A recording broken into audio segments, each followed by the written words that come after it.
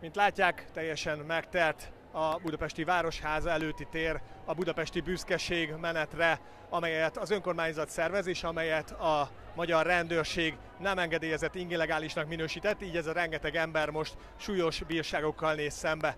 A tömegben járva kelve sok emberrel találkoztam, aki először van ilyen rendezvényen, és azt mondják, hogy nem csak az LMBTQ közösség jogaiért szeretnének kiállni, hanem a gyülekezési jog korlátozása és a magyar kormány politikája ellen úgy általában. De nem csak bírságokkal kell szembenézniük, mert a rendőrség ezt a rendezvényt ugyan nem engedélyezte, de egyes szélsőjobboldali pártok rendezvényeit engedélyezte a menet útjában.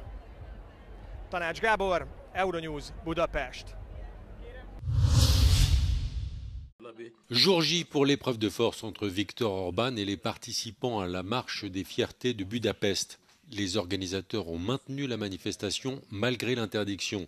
Le maire de Budapest attend de la police qu'elle protège les manifestants. Biztos vagyok abban, hogyha nincs egy kifejezett politikai utasítás, hogy az alkotmányban rögzített feladatát a rendőrség ne teljesítse, akkor ezt el fogja végezni, hiszen az elmúlt években rendkívül professzionálisan ezt a munkát elvégezték. Nincs okom kételkedni abban, hogy most is így lesz. Viktor Orban écarte toute intervention de la police mais évoque de possibles conséquences légales. La police pourrait distribuer des amendes jusqu'à 500 €. Les organisateurs risquent 1 an de détention. La commissaire à l'égalité Hadja Labib a fait le déplacement jusqu'à Budapest pour soutenir les organisateurs de l'événement. 70 eurodéputés devraient participer à la marche. If a pride march is prohibited, that's illegal. Not the pride is illegal, prohibiting is illegal. And I think it's important for everyone in Europe to stand up for our joint freedoms and liberties and our core values. Et on est conscient que cela peut être dangereux, mais on pense que c'est notre place. Je pense que c'est ma place comme députée européenne d'être présente à cette marche des fiertés, parce que le fait de l'interdire, c'est une entrave inouïe à la liberté de réunion, à la liberté de manifestation, qui sont des libertés fondamentales. Dans un communiqué, la police de Budapest estime ne pas être responsable de la sécurité de la marche des fiertés. Une vague de chaleur précoce s'est installée sur tout le sud de l'Europe.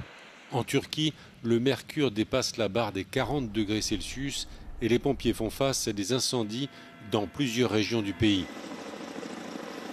La canicule s'étend de la péninsule ibérique à l'ensemble du bassin méditerranéen.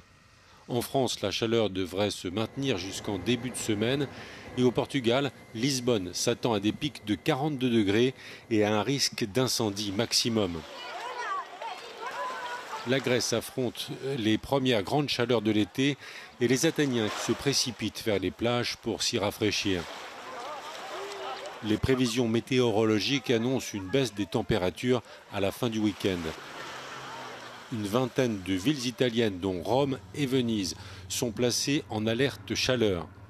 Dès la fin du mois de mai, les pompiers italiens ont commencé à s'entraîner à lutter contre les incendies de l'été.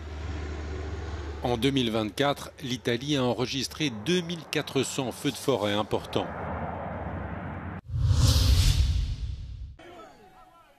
Le milliardaire Jeff Bezos et Lauren Sanchez se sont dit oui lors d'une cérémonie de mariage sur l'île de San Giorgio Maggiore à Venise, déjà baptisée le mariage du siècle.